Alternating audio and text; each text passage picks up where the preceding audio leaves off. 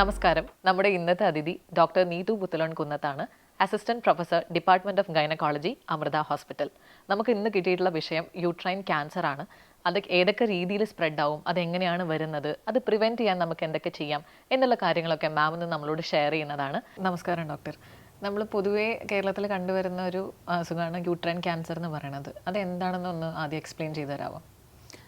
Uterine cancer എന്ന് പറയുമ്പോൾ സ്ത്രീകളുടെ റീപ്രൊഡക്റ്റീവ് ഓർഗൻസ്, അതായത് പ്രത്യുൽപാദന അവയവങ്ങൾ, അതിൽ വരുന്നതാണ് യൂട്രസ്, ഓവറി, ട്യൂബ്, സെർവിക്സ്, അതായത് ഗർഭപാത്രമുഖം, പിന്നെ വജൈന, വൾവ, ഇതിലൊക്കെ നമുക്ക് വിവിധ തരം ക്യാൻസേഴ്സ് ഉണ്ടാവാം. യൂട്രസ് തന്നെയാണെങ്കിൽ യൂട്രസിൻ്റെ ഭിത്തിയിൽ 3 ലെയേഴ്സ് എന്ന് പറയും. അതായത് ഉൾഭിത്തി, അതായത് എൻഡോമെട്രിയം, പിന്നെ മസിലുണ്ട്, അതിന് പുറത്ത് സിറോസ എന്ന് പറഞ്ഞ ലെയറുണ്ട്. ഇതിൽ ഓരോന്നിലും വ്യത്യസ്തമായ ക്യാൻസേഴ്സ് വരാം. ഈ യൂട്രസിന്റെ താഴത്തെ ഭാഗമാണ് ഗർഭപാത്ര മുഖം, അതിൽ സെർവിക്സ്, അതിൽ വേറെ തന്നെ ടൈപ്പാണ് ക്യാൻസേഴ്സ്. യൂട്രസിൽ വരുന്ന ക്യാൻസേഴ്സ് ഇപ്പം എൻഡോമെട്രിയം എന്ന് പറഞ്ഞാൽ ഉൾഭിത്തിയിലാണെങ്കിൽ എൻഡോമെട്രിയൽ കാർസിനോമ എന്ന് പറയും. പിന്നെ മസിലിന് ചിലപ്പോൾ വളരെ റെയറായിട്ട് വരാം, അത് സാർക്കോമാസ് എന്ന് പറഞ്ഞിട്ട്, അതും ഡിഫറെൻറ്റ് ടൈപ്സ് ഉണ്ട്. അപ്പം ഇതിനെല്ലാം കൂടി നമുക്ക് യൂട്രൈൻ ക്യാൻസർ എന്ന് പറയാം. ഓരോന്നിനും അതിൻ്റേതായ റീസൺസും ട്രീറ്റ്മെൻറ്റ്സും എല്ലാം വേറെ വേറെയാണ്. ഓക്കെ. വളരെ കോമൺ ആയിട്ട് കാണുന്ന യൂട്രൈൻ ക്യാൻസേഴ്സ്, അതിൻ്റെ ടൈപ്സ് ഒന്ന് പറയാമോ? യൂട്രൈൻ ക്യാൻസർ യൂഷ്വലി നമ്മളിപ്പം കൂടുതലായിട്ട് കാണുന്ന എൻഡോമെട്രിയമാണ്. ഇപ്പോൾ കൂടി വരികയാണ് CA എൻഡോമെട്രിയം എന്ന് പറഞ്ഞാൽ ഈ ഉൾഭിത്തിയിലെ ക്യാൻസേഴ്സ്. അത് തന്നെ 2 ടൈപ്പ് ഉണ്ട്, ടൈപ്പ് 1, ടൈപ്പ് 2. ടൈപ്പ് 1 ആണെങ്കിൽ കൂടുതലും ഈ കുറച്ച് ഇറഗുലർ ബ്ലീഡിങ്, അങ്ങനെ തടിയുള്ള ആൾക്കാർ, കുറച്ച് ഹൈപ്പർ ഈസ്ട്രോജനിക് ഫീച്ചേഴ്സ് ഉള്ള ആൾക്കാർ, അതിലേക്ക് നമുക്ക് വരാം. അങ്ങനെയുള്ളവർക്കാണ് വരുന്നത്. അത് കുറച്ചുകൂടെ നല്ല പ്രോഗ്നോസിസ് ഉള്ള ക്യാൻസറാണ്. എന്ന് വെച്ചാൽ നമ്മൾ നേരത്തെ കണ്ടുപിടിക്കും, കാരണം ഇവരധികവും ഇവർക്ക് ബ്ലീഡിങ് ആണ് വരിക. അപ്പോൾ നേരത്തെ കണ്ടുപിടിക്കും, വേഗം ട്രീറ്റും ചെയ്യാം, അതിനുള്ള റെസ്പോൺസും നല്ലതാണ്. ടൈപ്പ് 2 കുറച്ച് വയസ്സായ ആൾക്കാരിലാണ് വരുന്നത്. അതിനങ്ങനെ വലിയ ഈസ്ട്രജൻ ഇതൊന്നുമില്ല. അപ്പോൾ അതിന് കുറച്ച് റെസ്പോൺസ് ടു ട്രീറ്റ്മെൻറ്റ് പ്രോഗ്നോസിസ് ഒക്കെ കുറച്ച് ബാഡാണ്, എന്നാലും കുഴപ്പമില്ല.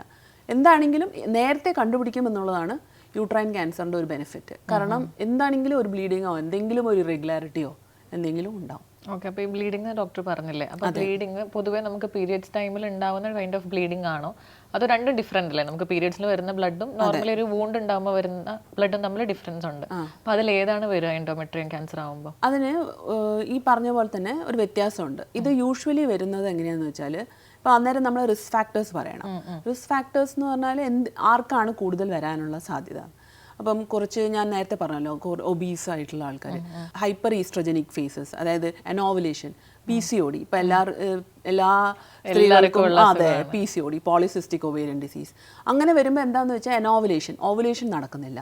അപ്പോൾ പീരിയഡ്സ് തള്ളി പോവും, ലേറ്റ് ആവും, ചിലപ്പോൾ 3-4 മാസത്തിലൊക്കെ ആയിരിക്കും പീരിയഡ്സ് വരിക. അപ്പം വരുന്ന സമയത്ത് 15 ദിവസമൊക്കെ ബ്ലീഡിങ്, മനസ്സിലായോ? അത് നോർമൽ അല്ല. ഒരു നോർമൽ പീരിയഡ്സ് എന്ന് വെച്ചാൽ 3 മുതൽ 8 ദിവസം വരെ ഉണ്ടാവാം. അത് ഒരു മാക്സിമം ഒരു 35 ദിവസത്തിനുള്ളിൽ വന്നിരിക്കും യൂഷ്വലി. അതാണ് നോർമൽ ഒരു പീരിയഡ്സ്. അതിനെക്കാട്ടിലും വ്യത്യാസമുണ്ട് എന്ന് വെച്ചാൽ അത് നോർമൽ അല്ല. അപ്പം 3-4 മാസത്തിൽ ഒരാൾ ഒരു സമയം ബ്ലീഡ് ചെയ്യുന്ന ആളുടെ ഉൾഭിത്തി 3-4 മാസത്തേക്ക് വളരുകയാണ് ഒരു കൺട്രോൾ ഇല്ലാണ്ട്. എല്ലാ മാസവും പിന്നെ ഷെഡ് ചെയ്യേണ്ടിയിരുന്ന എൻഡോമെട്രിയം അത് ചെയ്യാതെ ഉൾഭിത്തി ഇങ്ങനെ വളർന്നുകൊണ്ടിരിക്കുകയാണ്. അപ്പം ഒരു കൺട്രോൾ ഇല്ലാത്ത ഗ്രോത്ത് ആണല്ലോ ക്യാൻസർ. അപ്പോൾ സ്ലോലി അതിലേക്ക് മാറിക്കൊണ്ടിരിക്കുകയാണ്. അപ്പോൾ അങ്ങനെ പോളിസിസ്റ്റിക് ഓവറിയൻ ഡിസീസുള്ള ആൾക്കാർ, പിന്നെ ഒരുപാട് തടിയുള്ള ആൾക്കാർ, നമ്മളുടെ ഫാറ്റിലാണ് ഈ ഈസ്ട്രജൻ പ്രൊഡക്ഷൻ വേറൊരു സ്ഥലം, ഓവറി അല്ലാണ്ട്. അപ്പോൾ നമുക്ക് ഒരുപാട് ഫാറ്റ് ഉണ്ടാകുമ്പോൾ അതിനകത്തു നിന്നൊക്കെ ഈ ഹോർമോൺ വന്നുകൊണ്ടിരിക്കും. അൺഒപ്പോസ്ഡ് ഈസ്ട്രജൻ ആണ് CA എൻഡോമെട്രിയം ടൈപ്പ് 1-ൻ്റെ ഏറ്റവും മോസ്റ്റ് കോമൺ റീസൺ എന്ന് പറയുന്നത്. അതുപോലെ തന്നെ ഇപ്പം ചില മരുന്നുകൾ എടുക്കുന്നവർ, ഇപ്പോൾ ഈസ്ട്രജൻ കണ്ടെയ്നിങ് മെഡിക്കേഷൻസ്, ആയുർവേദ മെഡിക്കേഷൻസിലും ചിലതിലൊക്കെ ഈസ്ട്രജൻ ഉണ്ടാവും, അപ്പോൾ പറയാൻ പറ്റില്ല. പിന്നെ ടമോക്സിഫെൻ എന്ന് പറഞ്ഞിട്ട് CA ബ്രസ്റ്റ് ഉള്ളവർക്ക് കൊടുക്കുന്ന മെഡിസിൻ ഉണ്ട്, അതിൽ പിന്നെ കുറേ ജനറ്റിക് റീസൺസും ഒക്കെ ഇതിന് കാരണങ്ങളാണ്. അപ്പം ഇറഗുലർ ബ്ലീഡിംഗ് എന്ന് വെച്ചാൽ ഒരാൾക്ക് പീരിയഡ്സ് ഞാൻ പറഞ്ഞല്ലോ ഇത്രയും ദിവസം, അയാൾക്ക് ഓരോരുത്തർക്കും ഓരോ സൈക്കിൾ ഉണ്ട്, എല്ലാവർക്കും അറിയാമല്ലോ. ഇപ്പോൾ 28 ഡേയ്സ് ആയിരിക്കും ഒരാളുടെ, അത് ചിലരുടെ 30 ആയിരിക്കും, ചിലരുടെ 32 ആയിരിക്കും, 35 ആയിരിക്കും, അത് ആൾക്ക് റെഗുലറാണ്. അതല്ലാതെ അതിൻ്റെ ഇടയ്ക്കോ അത് കഴിഞ്ഞിട്ടോ എപ്പോഴെങ്കിലും ഒരു ബ്ലീഡിങ്, അല്ലെങ്കിൽ ബന്ധപ്പെട്ട് കഴിഞ്ഞിട്ടുള്ള ബ്ലീഡിങ്, അല്ലെങ്കിൽ പോസ്റ്റ് മെനപ്പോസൽ ബ്ലീഡിംഗ് എന്ന് പറയും, അതാണ് ഏറ്റവും കോമൺ ആയിട്ട് കാണുന്നത്. കാരണം കുറച്ച് ഒരു 50-51 വയസ്സാകുമ്പം ഒരു സ്ത്രീക്ക് അവരുടെ പീരിയഡ്സ് നിൽക്കണം. യൂഷ്വലി. നിന്നില്ലെങ്കിൽ അത് എന്താണെന്നുള്ളത് ഇവാലുവേറ്റ് ചെയ്യുക എന്നുള്ളത് ഒരു അങ്ങനെ ഒരു ഗൈഡ് ലൈൻ ഉണ്ട്. 51 വയസ്സിൽ നിന്നിട്ടില്ല, അവർ പീരീഡ്സ് വന്നുകൊണ്ടിരിക്കുകയാണെങ്കിൽ അവർക്ക് എന്തോ ഒരു ഈസ്ട്രജനിക് ഇതുണ്ട്, അപ്പം നമുക്ക് വേറെ കുഴപ്പമൊന്നും ഇല്ല എന്നുള്ളത് അവരെ ഇവാലുവേറ്റ് ചെയ്യണം. അപ്പം അത് ഒരിത് അല്ല. പീരീഡ്സ് നിന്നു, ഒരു 40 വയസ്സ് കഴിഞ്ഞ ഒരാൾക്ക് ഒരു 6 മാസം ഒരു വർഷത്തേക്ക് നിന്ന് കഴിഞ്ഞാൽ മെനപ്പോസാണ്. ഒരു വർഷത്തേക്ക് അത് നിന്ന് കഴിഞ്ഞ് എന്തൊരു തുള്ളി ബ്ലഡ് വന്നാലും അത് ഇവാലുവേറ്റ് ചെയ്യണം. അതിനെയാണ് നമ്മൾ പോസ്റ്റ് മെനപ്പോസൽ ബ്ലീഡിംഗ് എന്ന് പറയുന്നത്. പിന്നെ ഞാൻ വേറെ പറഞ്ഞല്ലോ, 3-4 മാസത്തിൽ കൂടുതൽ കൂടുമ്പോൾ ഒരു പീരീഡ്സ് വരുന്ന ആൾ, അതും പ്രശ്നമാണ്. അതും ഈ ഹൈപ്പർ ഈസ്ട്രോജനിക് ഫേസ് ആണ്. പിന്നെ പോസ്റ്റ് കോയിറ്റൽ ബ്ലീഡിങ്, അത് ഈ ബന്ധപ്പെട്ട ശേഷമുള്ള ബ്ലീഡിങ്, അത് CA എൻഡോമെട്രിയത്തിന് യൂട്രസിന് അത്രയും ഇല്ല, അത് സെർവിക്സിനാണ്. അതും പ്രശ്നമുള്ള ബ്ലീഡിങ് തന്നെയാണ്. അപ്പം നമ്മളുടെ യൂഷ്വൽ സൈക്കിളിന് എന്ത് വ്യത്യാസമുണ്ടെങ്കിലും അത് നോക്കുക. പിന്നെ ബിയോണ്ട് 45 ഡേയ്സിലുള്ള സൈക്കിൾസ് എല്ലാവരും ശ്രദ്ധിക്കണം. ഓക്കെ. അപ്പോൾ ചില ആൾക്കാർക്കില്ലേ സ്റ്റാർട്ടിങ് തന്നെ ചിലപ്പോൾ 2 മാസം 3 മാസം കൂടുമ്പോഴായിരിക്കും. അതാണല്ലോ അയാളുടെ റെഗുലർ എന്ന് പറയണത്. അതും ബുദ്ധിമുട്ട് തന്നെയാണോ? സ്റ്റാർട്ടിങ് ഇപ്പം ഒരു കുട്ടിക്ക് പീരീഡ്സ് തുടങ്ങുന്നത് ആ സമയത്ത് ആ ഓവറി പിച്ച വെച്ച് തുടങ്ങുന്നതേ ഉള്ളൂ. അപ്പോൾ അതിനെ പഠിപ്പിച്ച് എടുക്കുന്നതേ ഉള്ളൂ ഇങ്ങനെയാണ് എന്നുള്ളത്. ആ സമയത്ത് നോർമലാണ്, കുറച്ച് ലേറ്റ് ആയിട്ട് വരിക, ചിലപ്പോൾ 6 മന്ത്സ് പ്യൂബർട്ടിയാണ്. ആ സമയത്ത് ചെറിയ മെനറേജി ഒക്കെ വരാം, അത് നോർമലാണ്. അത് കഴിഞ്ഞ് ഒരു 3-4 വർഷത്തിനുള്ളിൽ യൂഷ്വലി അത് നോർമൽ ആവണം. ഇല്ലെങ്കിൽ അത് കുഴപ്പമാണ്. അതാണ് നമ്മുടെ നോർമൽ സൈക്കിള്. ഇനീഷ്യൽ പഠിച്ചു വരുന്ന സമയത്തുള്ളതല്ല. അതായത് ഒരു ഫസ്റ്റ് 3-4 ഇയേഴ്സ് നമ്മൾ വിട്ടുകൊടുക്കണം. കാരണം അത് പ്യൂബർട്ടിയാണ്, അത് ഓവറി പഠിച്ചു വരുന്നേ ഉള്ളൂ. ഇപ്പോഴൊക്കെ ആണെങ്കിൽ ഏർലി അല്ലേ, 10 വയസ്സിലൊക്കെ എല്ലാവർക്കും മെനാർക്കി ആവുന്നു. അപ്പോൾ ഒരു 13-14 വയസ്സാകുമ്പോഴായിരിക്കും ശരിക്കുള്ള സൈക്കിൾസ്, ഓവുലേറ്ററി സൈക്കിൾസ് തുടങ്ങുന്നത്. ഇനീഷ്യലി ഒക്കെ അനോവുലേറ്ററി സൈക്കിളായിരിക്കും. ഓവം വരുന്നില്ല, വെറുതെ ഹോർമോണിൻ്റെ ഇത് മാത്രമേ ഉണ്ടാവുള്ളൂ. ഓക്കെ. ഇപ്പോൾ ഡോക്ടർ നേരത്തെ പറഞ്ഞില്ലേ നമ്മൾ 3 മാസം കൂടുമ്പോൾ ചിലർക്ക് വരാറുണ്ട് എന്നുള്ളത്. അപ്പോൾ അങ്ങനെയുള്ള സാഹചര്യം പോളിസിസ്റ്റിക് ഓവറിയൻ ഡിസീസിലൊക്കെ അപ്പോൾ ഓവം എങ്ങനെയാണ് ഡിസ്പോസ് ചെയ്യുക? ബിക്കോസ് അത് അനോവുലേറ്ററി ആണ്. ഓക്കെ. പോളിസിസ്റ്റിക് ഓവറിയൻ ഡിസീസിന്റെ പ്രശ്നം എന്താ വെച്ചാൽ അനോവുലേഷൻ ആണ്. അനോവുലേഷൻ വരുമ്പോൾ പ്രൊജസ്ട്രോൺ ഇല്ല, അൺഒപ്പോസ്ഡ് ഈസ്ട്രജൻ ആണ്. സാധാരണ എങ്ങനെയാണെന്ന് വെച്ചാൽ ഈസ്ട്രജൻ വരും, ഭിത്തി വരുന്നു, പിന്നെ പ്രൊജസ്ട്രോൺ വരുന്നു, അതിനെ സിമെന്റ് പോലെ ആക്കിയിട്ട് അത് എല്ലാം കൂടെ വിത്ഡ്രോ ആവുമ്പോൾ പുറത്തേക്ക് ബ്ലീഡിങ് വരുന്നതാണ്. പക്ഷേ ഈ പ്രൊജസ്ട്രോൺ ഇല്ല ഇതാവുന്നത് അനോവുലേഷൻ വരുമ്പോഴാണ്. അപ്പോൾ ഓവുലേഷൻ ഇല്ല ഈ പോളിസിസ്റ്റിക് ഓവറീസിന്, അതാണ് കുഴപ്പം. അപ്പോൾ അവരുടെ ബ്ലീഡിങ് അത് നോർമൽ അല്ല. അതെന്ന് വെച്ചാൽ ഇത് കുറേ സിമെന്റ് ഇല്ലാതെ കെട്ടി ഒരു ഭിത്തി കുറച്ച് കഴിയുമ്പോൾ തനിയെന്നെ വീഴില്ലേ, കുറച്ച് വീഴും പിന്നെ കുറച്ച് വീഴും, അതുപോലെയാണ്. അപ്പം സിമെന്റ് ഇട്ട് കെട്ടി നമ്മളൊരു തട്ട് കൊടുത്ത് അടിയിൽ നിന്ന് തന്നെ വീഴുന്നതാണ് നോർമൽ മെൻസ്ട്രുവേഷൻ. അപ്പം 45 ഡേയ്സിന് ബിയോണ്ട് ആയിട്ടുള്ള എല്ലാ ബ്ലീഡിങ്ങും നമ്മൾ നോക്കണം എന്ന് തന്നെയാണ് ഞാൻ പറയാം. ഓക്കെ. നമ്മൾ പൊതുവേ ഇതിന് കുറച്ച് എന്താ പറയുക കാരണങ്ങൾ ഉണ്ടാവുമല്ലോ, പ്രധാനമായിട്ട് നമ്മൾ ശ്രദ്ധിക്കേണ്ടത് അത് ഏതൊക്കെയാണെന്നൊന്ന് പറഞ്ഞുതരാമോ? ഇപ്പം നമ്മളുടെ ഇപ്പോഴത്തെ ജനറേഷൻ എന്താ എല്ലാവരും ഫാസ്റ്റ് ഫുഡ് ജനറേഷൻ ആണല്ലേ, പിന്നെ സെഡൻറ്ററി ലൈഫ് സ്റ്റൈൽ അല്ലേ. നമുക്ക് മാറ്റാൻ പറ്റുന്നതല്ലേ നമുക്ക് നോക്കാൻ പറ്റുള്ളൂ. മാറ്റാൻ പറ്റാത്ത കാര്യങ്ങളുണ്ട്. ഇപ്പം ചില ജനറ്റിക് ഇതുണ്ട്, അതുണ്ട്, ലിഞ്ച് BRCA എന്നൊക്കെ പറഞ്ഞ് അത് വേറെ തന്നെ. മാറ്റാൻ പറ്റുന്നത് സെഡൻറ്ററി ലൈഫ് സ്റ്റൈൽ, എക്സസൈസ് ചെയ്യാതിരിക്കുക, ഈ ഫാസ്റ്റ് ഫുഡ് മെൻറ്റാലിറ്റി, കുറച്ച് ഡയറ്റും എക്സസൈസും നോക്കുക, അതൊക്കെയാണ് നോക്കാവുന്നത്. പിന്നെ ചില ആൾക്കാർക്ക്, മെലിഞ്ഞ ആൾക്കാർക്കും പോളിസിസ്റ്റിക് ഓവറീസ് വരും. അത് ഒരു ജനറ്റിക് ഇതുപോലെ തിൻ PCOS എന്ന് പറഞ്ഞാൽ അവരെയും നമ്മൾ ശ്രദ്ധിക്കണം. അപ്പോൾ അവർക്കും എന്ന് വെച്ചാൽ ഒരു ഡോക്ടറുടെ സൂപ്പർവിഷനിൽ എന്താണ് വേണ്ടത്, 45 ഡേയ്സിൽ എങ്ങനെയെങ്കിലും പീരീഡ്സ് വരുത്തണം. അപ്പോൾ പ്രൊജസ്ട്രോൺ കൊടുക്കുക എന്നുള്ളതാണ് അതിനൊരു ട്രീറ്റ്മെൻറ്റ്. അല്ലെങ്കിൽ കീമോ പ്രിവെൻഷൻ ഉണ്ട് എന്ന് വെച്ചാൽ ഇപ്പോൾ നമ്മൾ പിൽസ് എടുക്കുമല്ലോ, അത് കോൺട്രസെപ്ഷന് മാത്രമല്ല ഒരു പ്രിവെൻറ്റീവ് ഇതായിട്ടും എടുക്കാം. പിൽസിനകത്ത് ഈസ്ട്രജനും പ്രൊജസ്ട്രോണും ഉണ്ട്. അപ്പോൾ അത് കൊടുക്കുമ്പം ഓവറീസിനെ സപ്രസ് ചെയ്യും. അപ്പോൾ ഓവറിയൻ ഫങ്ഷൻ വരുന്നില്ല. അങ്ങനെ അപ്പം ഹൈപ്പർ ഈസ്ട്രോജനിക് ഫേസ് വരുന്നില്ല. അങ്ങനെ കീമോ പ്രിവെൻഷനായിട്ടും കൊടുക്കാം. അപ്പോൾ ഒരു 5 വർഷത്തേക്ക് നിങ്ങൾ കണ്ടിന്യൂസ് ആയിട്ട് പിൽസ് എടുത്തിട്ടുണ്ടെങ്കിൽ നിങ്ങൾക്ക് CO ഓവറിയോ CA എൻഡോമെട്രിയോ ഒക്കെ വരാനുള്ള സാധ്യത 40 to 50% കുറയുകയാണ്. മനസ്സിലായോ? അപ്പോൾ പിൽസിനെ എല്ലാവരും ഭയങ്കര ഒരു വില്ലനായിട്ടാണ് വെച്ചിരിക്കുന്നത്. പക്ഷേ if you take it the right way അത് ഒരു ബൂൺ കൂടിയാണ്. പിന്നെ ഈ പറഞ്ഞ പോലെ CA ബ്രസ്റ്റ് ഉള്ളവർക്ക് ടെമോക്സിഫൻ ടെമോക്സിഫൻ എന്ന് പറഞ്ഞൊരു മരുന്നാണ്. അത് അവർക്ക് CA ബ്രസ്റ്റ് പിന്നെ റെക്കറൻസ് വരാതിരിക്കാൻ വേണ്ടി കൊടുക്കുന്നതാണ്. അങ്ങനെയുള്ളവർക്ക് 2.5 മടങ്ങ് അധികം ചാൻസാണ് CA എൻഡോമെട്രിയം വരാനായിട്ട്. അപ്പോൾ അങ്ങനെയുള്ളവർക്ക് നമ്മൾ ഓൾറെഡി പറഞ്ഞു കൊടുക്കും, നിങ്ങൾക്ക് എന്തെങ്കിലും ബ്ലീഡിങ് ഉണ്ടെങ്കിൽ ഇവാലുവേറ്റ് ചെയ്യണം എന്നുള്ളത്. അപ്പം അതുണ്ട്. പിന്നെ നമുക്ക് അധികം മാറ്റാൻ പറ്റാത്ത ഇതാണ് ബ്രസ്റ്റ് ഫീഡ് ചെയ്യുക, കൂടുതൽ കുട്ടികളുണ്ടാവുക. സ്മോക്കിംഗ് ഒരു പ്രൊട്ടക്ഷനാണ് അത്ര എൻഡോമെട്രിയം. പക്ഷെ അത് പറയാൻ പറ്റില്ലല്ലോ, വേറെ പല ക്യാൻസറുകളും വന്ന് അതിനു മുമ്പ് പ്രശ്നമാവും. ഓക്കെ, നമ്മളിപ്പോൾ എൻഡോമെട്രിയത്തിനെ പറ്റി ഡിസ്കസ് ചെയ്തു. അത് കഴിഞ്ഞിട്ട് മാം പറഞ്ഞില്ലേ മസിൽ ലെയറിലും ഇൻസൈഡും വരാം. അതിനെ പറ്റി കുറച്ച് കാര്യങ്ങളും കൂടെ ഒന്ന് പറഞ്ഞുതരും. അത് മസിലിൽ വരുന്നത് വളരെ റെയറാണ്. വളരെ റെയർ എന്ന് വെച്ചാൽ ഒരുപാട്, അത് മസിൽ എന്ന് പറഞ്ഞാൽ മസിൽ ഭിത്തി മാത്രമല്ല, ഉൾഭിത്തിയിലും ചില സെല്ലല്ലാണ്ട് സ്ട്രോമ എന്ന് പറയും, ഇടയ്ക്കുള്ള സിമെൻറ്റ് പോലത്തെ സ്ഥലം, അവിടുന്നും വരാം. അപ്പോൾ എൻഡോമെട്രിയൽ സ്ട്രോമൽ സാർക്കോമ. മസിലിന് തന്നെ വരുന്ന ലിയോമയോ സാർക്കോമ, മിക്സ്ഡ് സാർക്കോമാസ് ഉണ്ട്, കാർസിനോമ പ്ലസ് സാർക്കോമ, കാർസിനോ സാർക്കോമ, അങ്ങനെ പല കാര്യങ്ങളുണ്ട്. അതൊക്കെ വരുന്നതെന്ന് വെച്ചാൽ അതിനൊന്നും നമുക്ക് ജനറ്റിക് ആയിട്ടോ ഒരു ഹോർമോൺ പ്രശ്നമോ അങ്ങനെയൊന്നും പറയാൻ അധികമില്ല. അപ്പം ഈ ഫൈബ്രോയിഡ് ഉണ്ടല്ലോ, ആൾക്കാരെ പേടിപ്പിക്കാൻ പോലെയല്ല, ഫൈബ്രോയിഡ്സ് ഉണ്ടല്ലോ, നമ്മൾ വളരെ നോർമലായിട്ട് എല്ലാവർക്കും വരുന്ന ഫൈബ്രോയിഡ്, അതിനകത്ത് ഒരു 0.1% ചാൻസ് ഉണ്ട് സാർക്കോമ ആയിട്ട് മാറാനായിട്ട്. അതാണ് മസിൽ നിന്ന് വരുന്ന ഒരിത്. അപ്പോൾ അതുകൊണ്ടാണ് നമ്മൾ ഇപ്പം ഫൈബ്രോയിഡൊക്കെ എടുക്കുകയാണെങ്കിലും അതിനെ ഫുൾ ടെസ്റ്റിന് വിടണം, എന്തെങ്കിലും ഉണ്ടോ എന്ന് നോക്കണം എന്നൊക്കെ പറയുന്നത്. പിന്നെ അവർക്ക് കൂടുതൽ ഇതെന്താ വെച്ചാൽ പെട്ടെന്ന് വരുന്ന മുഴകൾ, ഒരുപാട് വളർച്ച പെട്ടെന്ന് വരിക, എന്താണെങ്കിലും പെട്ടെന്ന് വളരുന്നത് എന്തായാലും നോർമലല്ല, കാർസിനോമ ആവാൻ, ക്യാൻസറോ സാർക്കോമയോ ആവാനുള്ള സാധ്യതയുണ്ട്. പിന്നെ വേറൊരു കാര്യം എന്ന് വെച്ചാൽ മാസക്കുളി നിന്ന ആൾക്കാർക്ക് പെട്ടെന്ന് യൂട്രസ് വലുതാവുക, അതൊക്കെയാണ് ആ സാർക്കോമ കാറ്റഗറിയിൽ വരാനുള്ള കൂടുതൽ സാധ്യത. ഓക്കെ, മാം പറഞ്ഞിട്ടുണ്ടായിരുന്നു ഇതിൽ ചെറിയൊരു ശതമാനം എന്തായാലും ജനറ്റിക് ഫാക്ടേഴ്സും കൂടെ ഉണ്ടാവുന്നുണ്ട്. അപ്പോൾ അതിന്റെ കണ്ടീഷൻസ് എത്രമാത്രം ഇപ്പം നമ്മുടെ കേരളത്തിൽ കണ്ടുവരുന്നുണ്ട്, ജനറ്റിക്സ് ഇതിനൊരു റോൾ എടുക്കുന്നത്? നമ്മൾക്കും ഇഷ്ടം പോലെ ജനറ്റിക് ഫാക്ടേഴ്സ് ഉള്ള ക്യാൻസേഴ്സ് ഉണ്ട്. അപ്പോൾ എന്ന് വെച്ചാൽ വളരെ കോമൺ ആയിട്ട് ഇപ്പം നമ്മൾക്ക് കാണുന്നത് ലിഞ്ച് സിൻഡ്രോം എന്ന് പറഞ്ഞിട്ടൊരിതാണ്. അപ്പം അതിനകത്ത് എന്താണെന്ന് വെച്ചാൽ പലതരം ക്യാൻസേഴ്സ് ഒരു ജനറ്റിക് പൂളായിട്ട് വരുന്നതാണ്.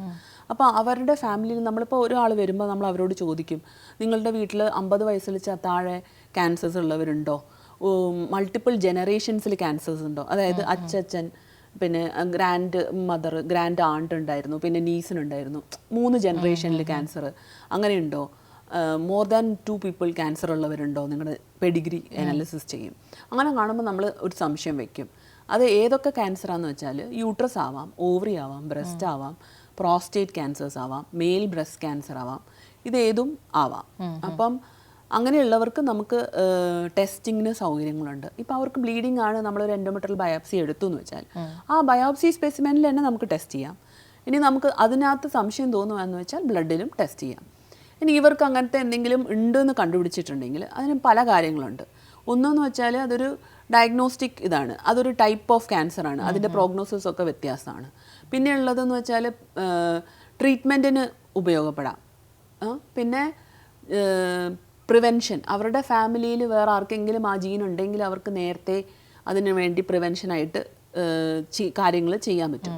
അപ്പോൾ അങ്ങനെയുള്ളത്, അപ്പോൾ അവർക്ക് ചെറിയ ടെസ്റ്റ് ചെയ്താൽ മതി, ഈ ജീൻ ഉണ്ടോ എന്നുള്ളത് മാത്രം നോക്കിയാൽ മതി, ചെറിയ പൈസയാവുള്ളൂ. ഫസ്റ്റ് ടെസ്റ്റിങ്ങിനാണ് കൂടുതൽ പൈസയാവുക. അപ്പോൾ ലിഞ്ച് സിൻഡ്രോം, പിന്നെ വേറെ BRCA, അതായത് ബ്രസ്റ്റ് ഓവറിയൻ ക്യാൻസർ സിൻഡ്രോമിൻ്റെ ഭാഗമായിട്ട് വരാം. പിന്നെ കൗഡൻ എന്നൊക്കെ പറഞ്ഞാൽ വളരെ റെയർ ആയിട്ടുള്ള ഇതുണ്ട്. പക്ഷേ അങ്ങനെയുള്ള ഫാമിലീസിന് നമുക്ക് യൂഷ്വലി നമ്മൾ അവർക്ക് ജനറ്റിക് കൗൺസിലിങ്ങും ഒക്കെ കൊടുത്ത് അവരെ എങ്ങനെയാണ് അത് എത്ര വയസ്സിൽ സ്ക്രീനിങ് തുടങ്ങണം എന്നൊക്കെ പറഞ്ഞു കൊടുക്കും. ലിഞ്ച് സിൻഡ്രോമിലാണ് ഈ കോളോൺ ക്യാൻസറിന് ഭയങ്കര സാധ്യത കൂടുതലാണ്. അപ്പം എൻഡോമെട്രിയം കഴിഞ്ഞ് ഇപ്പം നമുക്ക് അങ്ങനെ കുറേ പേരുണ്ട്, എൻഡോമെട്രിയം കഴിഞ്ഞ് ഫോളോ അപ്പിന് വരുമ്പോൾ കോളോൺ ക്യാൻസർ, അല്ലെങ്കിൽ കോളോൺ ക്യാൻസറിൻ്റെ ഫോളോ അപ്പിലിരിക്കുമ്പോൾ എൻഡോമെട്രിയൽ ക്യാൻസർ, അങ്ങനെയൊക്കെ വരാം. അപ്പോൾ അത് നേരത്തെ കണ്ടുപിടിച്ചാൽ നമുക്ക് നേരത്തെ അവർക്ക് ട്രീറ്റ്മെൻറ്റ് കൊടുക്കാം. ഓക്കെ, അപ്പോൾ മാം പറയുന്നുണ്ടായി ടൈപ്പ് 1 എൻഡോമെട്രിയൽ ക്യാൻസറിൽ നമ്മൾ ചെറിയ ആളുകൾക്കും ഇത് വരുന്നുണ്ട് എന്നുള്ളത്. അപ്പോൾ അതിൻ്റെ ട്രീറ്റ്മെൻറ്റ് ഓപ്ഷൻസ് ഒക്കെ എന്താ? ബിക്കോസ് ചിലർ അവർ ഫെർട്ടിലിറ്റി ഏജിലായിരിക്കും, പ്രഗ്നൻസി കഴിഞ്ഞിട്ടുണ്ടാവില്ല. അപ്പോൾ അങ്ങനെയുള്ള കേസസിൽ ട്രീറ്റ്മെൻറ്റ് എങ്ങനെയാണ്? ഇനി അത് കഴിഞ്ഞ് കഴിഞ്ഞാൽ അവർക്ക് പ്രഗ്നൻസി പോസിബിൾ ആണോ? ഇപ്പം എന്താണെന്ന് വെച്ചാൽ ഇന്ന് കൂടെ നമ്മൾക്കൊരു ഡിസ്കസ് വന്നാൽ 20 വയസ്സുള്ള ഒരു കുട്ടിക്ക് എൻഡോമെട്രിയം, അതൊക്കെ വളരെ വളരെ റെയറാണ്. പക്ഷേ ഇപ്പോൾ അത് കൂടുതൽ നമ്മൾ കാണുന്നുണ്ട്. ഒബീസാണ്, 26-27 ഇയേഴ്സിൽ എൻഡോമെട്രിയം, കല്യാണം കഴിഞ്ഞതേ ഉള്ളൂ, അപ്പോഴത്തേക്കും പ്രഗ്നൻ്റ് ആയില്ല. അപ്പോൾ ഇങ്ങനത്തെ സാഹചര്യങ്ങൾ വരുമ്പോൾ നമ്മളുടെ പ്രശ്നം എന്താണെന്ന് വെച്ചാൽ അവർക്ക് അവരുടെ ഫെർട്ടിലിറ്റി കംപ്ലീറ്റ് ആയിട്ടില്ല, ഫാമിലി കംപ്ലീറ്റ് ആയിട്ടില്ല. അപ്പം യൂട്രസ് എടുത്തു കളയുക എന്നുള്ളതാണല്ലോ നമ്മളുടെ യൂഷ്വൽ ഒരു ഇതിൽ വരുന്നത്. അപ്പം അവർക്കതിന് പറ്റില്ല. അപ്പോൾ അങ്ങനെയുള്ളവർക്ക് നമ്മൾ സ്പെഷ്യൽ എന്താണെങ്കിലും ഡയഗ്നോസിസിന് ബയോപ്സി എടുക്കണം. അതിൽ സ്പെഷ്യൽ ടെസ്റ്റ് ഒക്കെ ചെയ്ത് നോക്കും. ഈ പറഞ്ഞ പോലെ ജനറ്റിക് ആയിട്ടുള്ള എന്തെങ്കിലും സാധ്യതയുണ്ടോ എന്ന് നോക്കും. അത് കഴിഞ്ഞ് ഇമേജിങ്, അതായത് സ്കാനിങ് ചെയ്ത് നോക്കും, ഭിത്തിയിലേക്കൊക്കെ പോയിട്ടുണ്ടോ. അങ്ങനെ ഒന്നും പോയിട്ടില്ല എന്നുണ്ടെങ്കിൽ അവർക്ക് നമുക്ക് ഫെർട്ടിലിറ്റി സ്പെയറിങ് ഓപ്ഷൻസ് കൊടുക്കാം. അതായത് ഹോർമോൺ, ഈ ഈസ്ട്രജൻ കൊണ്ടാണ് പ്രശ്നം, പ്രൊജസ്ട്രോൺ ഇല്ലാത്തതാണ് പ്രശ്നം എന്ന് ഞാൻ പറഞ്ഞല്ലോ. അപ്പോൾ പ്രൊജസ്ട്രോൺ ട്രീറ്റ്മെൻറ്റ് കൊടുക്കും. അത് യൂട്രസിനകത്ത് വെക്കാം, ഇഞ്ചെക്ഷൻ കൊടുക്കാം, ടാബ്ലറ്റ് കൊടുക്കാം. എന്നിട്ട് അവരെ നമ്മൾ ഫോളോ അപ്പ് ചെയ്ത് നോക്കും. 3 മാസം 6 മാസം വരെ റെസ്പോൺസ് ഉണ്ടോ എന്ന് നോക്കും. ഉണ്ടെങ്കിൽ നമ്മൾ അവരെ കൂടുതൽ മരുന്ന് കൊടുത്തിട്ട് കുറച്ച് കാലം കൂടി വെച്ചിട്ട് കംപ്ലീറ്റ് ആയിട്ട് ക്യൂർ ആയതിനു ശേഷം പ്രഗ്നൻസിയും അത് കഴിഞ്ഞിട്ട് സർജറിയും പറഞ്ഞു വിടാറുണ്ട്. നമുക്ക് അങ്ങനത്തെ പേഷ്യൻസ് ഉണ്ട്. അത് ഇങ്ങനത്തെ ട്രീറ്റ്മെൻറ്റ് കഴിഞ്ഞ് പ്രഗ്നൻ്റ് ആയവരും ഉണ്ട്, ഇങ്ങനെ ട്രീറ്റ്മെൻറ്റ് കഴിഞ്ഞ് പ്രഗ്നൻ്റ് ആവാൻ വേണ്ടി ട്രൈ ചെയ്യുന്നവരും ഉണ്ട്. അതൊക്കെ ആണെങ്കിലും അവർ പ്രഗ്നൻസി കഴിയുമ്പോൾ അവരുടെ യൂട്രസ് എടുക്കണം എന്ന് തന്നെയാണ് നമ്മൾ പറയുക. കാരണം ജസ്റ്റ് ഫെർട്ടിലിറ്റി സ്പെയർ ചെയ്യാൻ വേണ്ടിയിട്ടാണ് നമ്മൾ ഈ ഓപ്ഷൻ കൊടുക്കുന്നത്. അങ്ങനത്തെ ഓപ്ഷൻസ് ഉണ്ട്. അപ്പോൾ ഇത് കാരണം കുട്ടികൾക്ക് എന്തെങ്കിലും ബുദ്ധിമുട്ടുകളുണ്ടാവും? ഇല്ല, ഇത് ഈ ക്യാൻസർ കാരണം കുട്ടികൾക്കൊന്നും ബുദ്ധിമുട്ട് വരില്ല. ഇത് അങ്ങനെ പകരുന്ന ഡിസീസും അല്ല. അവർ ക്യൂർ ആയതിനു ശേഷമാണ് നമ്മൾ അവരെ പ്രഗ്നൻസിക്ക് അലൗ ചെയ്യുന്നത്. അതായത് നമ്മൾ ബയോപ്സി എടുത്തിട്ടും ഇമേജിങ് എടുത്തിട്ടും നോക്കും, ക്ലിയർ ആയിക്കഴിഞ്ഞാൽ നിങ്ങൾക്ക് പ്രഗ്നൻ്റ് ആവാം. അങ്ങനെയാണ് നമ്മൾ. ഇത് രണ്ടാണോ നമ്മൾ ചെയ്യുന്ന ടെസ്റ്റുകൾ, ഇമേജിങ്ങും? Usual minimum. പിന്നെ നമ്മൾ ബയോപ്സി എന്ന് പറഞ്ഞാൽ ഞാൻ പറഞ്ഞല്ലോ, ബയോപ്സിയിൽ കൂടുതൽ സ്പെഷ്യൽ ടെസ്റ്റ് IHC എന്നൊക്കെ പറഞ്ഞിട്ട് ചെയ്ത് നോക്കും, എന്ത് ടൈപ്പാണ് അതൊക്കെ. പിന്നെ ഇമേജിങ്ങും. പിന്നെ നമ്മൾ സ്പ്രെഡ് ആയോ വേറെ എവിടെയെങ്കിലും ഉണ്ടോ എന്നൊക്കെ നോക്കണം, എക്സ്റേ അങ്ങനെയൊക്കെ എടുത്ത് നോക്കും. പിന്നെ എന്താണ് അതിൻ്റെ ഫർദർ ട്രീറ്റ്മെൻറ്റ് എന്ന് തീരുമാനിക്കാനായിട്ട് നമുക്ക് കൂടുതൽ ഓപ്ഷൻസ്, ടെസ്റ്റുകൾ വേണ്ടി വരും. ഇപ്പം നമ്മൾ ഇതിൻ്റെ പ്രിവെൻഷൻ മെത്തേഡ്സ് അല്ലെങ്കിൽ ഇതിൻ്റെ കാരണങ്ങളൊക്കെ പറഞ്ഞു. അപ്പം നമുക്ക് പൊതുവേ ചെയ്യുന്ന ട്രീറ്റ്മെൻറ്റ് ഓപ്ഷൻസ് ഒക്കെ എന്തൊക്കെയാണ്? ഇപ്പം ഞാൻ പറഞ്ഞല്ലോ, നമ്മൾ ടെസ്റ്റ് ചെയ്തു, നമ്മൾ കണ്ടുപിടിച്ചു. അപ്പോൾ എവിടെയൊക്കെയാണ് ഉള്ളതെന്ന്, എന്തൊക്കെയാണ് ഉള്ളതെന്നും സ്റ്റേജിങ് ചെയ്യും. ഇപ്പോൾ സ്റ്റേജ് 1 ആണോ 2 ആണോ, യൂട്രസിന് മാത്രമാണോ, സർവീക്സിലേക്ക് വന്നിട്ടുണ്ടോ, യൂട്രസിന് പുറത്തിറങ്ങിയോ, അത് മുഴുവൻ വ്യാപിച്ചോ, വയറ്റിന് പുറത്തു പോയോ, അങ്ങനെ അനുസരിച്ച് 1, 2, 3, 4 എന്നൊക്കെ ഉണ്ട്. ഇപ്പോൾ ഏർലി സ്റ്റേജ് എൻഡോമെട്രിയത്തിൻ്റെ എൻഡോമെട്രിയത്തിൻ്റെ ബേസിസ് സർജറിയാണ്. അപ്പം ഏർലി സ്റ്റേജസ് ആണ്. യൂട്രസ് കൺഫൈൻഡ് ഡിസീസ് ആണെങ്കിൽ there is an option of minimal invasive surgery also. Minimal invasive താക്കോൽ ദ്വാര ശസ്ത്രക്രിയ. അത് ലാപ്രോസ്കോപ്പി ആയിട്ടും ചെയ്യാം, റോബോട്ടിക് ആയിട്ടും ചെയ്യാം. അപ്പോൾ നമ്മൾ യൂട്രസ്, ഓവറി ഒക്കെ എടുക്കുന്നു. അതിന് മുമ്പ് യൂട്രസിൽ ലിംഫ് നോഡ്, കഴല, അതൊക്കെ എടുക്കണം. പിന്നെ സ്റ്റേജിങ്ങിനായിട്ട് മൾട്ടിപ്പിൾ പെരിറ്റോണിയൽ സാമ്പിളിങ് അങ്ങനെയൊക്കെ ചെയ്യാം.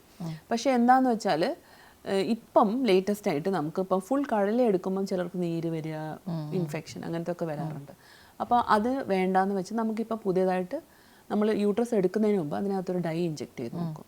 എന്നിട്ട് സെൻറ്റിനൽ ലിംഫ് നോഡ് എന്ന് പറയും. സെൻറ്റിനൽ എന്ന് വെച്ചാൽ കാവൽക്കാരൻ. ഫസ്റ്റ് അയാൾ ഡോറ് തുറന്നാലല്ലേ അതിൻ്റെ അപ്പുറത്തേക്ക് പോവുള്ളൂ. അപ്പം ഈ ഡൈ ഇഞ്ചെക്ട് ചെയ്തിട്ട് ആ ലിംഫ് നോഡ്, ആ കാവൽക്കാരൻ ലിംഫ് നോഡിനെ മാത്രം എടുക്കും.